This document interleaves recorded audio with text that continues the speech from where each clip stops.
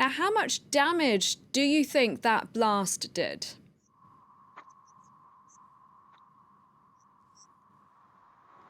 To know the exact consequences of this explosion, we need to understand what isotopes were released into the atmosphere, and that's why Greenpeace demands such information from the Russian Service for Public Health and from our Russian Hydrometeorological Service, because we understand that this spike in radiation levels in Severodvinsk, in about 30 kilometers from the place of explosion, might mean that alpha and beta particles were released into the atmosphere as well, and they are dangerous if inhaled, even in small quantities.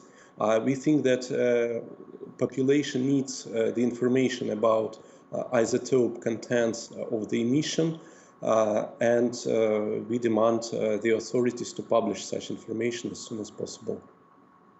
Are you hopeful, though, that you're going to get more information? Because, I mean, the Defense Ministry at first spoke of 2 dead, and there was no mention of the nuclear element. We've now got state media saying that the medics who treated the victims have signed an agreement saying they're not going to say anything. Do you really think you're going to get more information?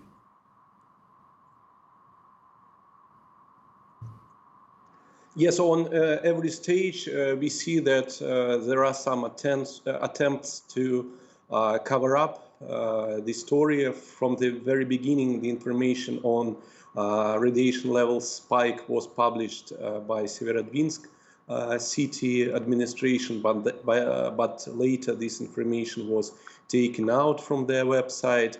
And first of all, Ministry of Defense claimed no release of any radioactive or toxic substances occurred. But now we see that the officials confirm the spike in the radiation levels. So I guess that for such a massive emission, we will see more information, and I guess that the radionuclides in the air, even in trace quantities, would be detected.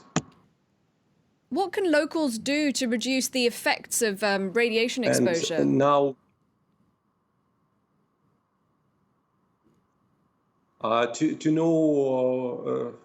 To reduce the effects of the exposure, the locals need to know the isotope contents, and they need to get recommendations from the authorities.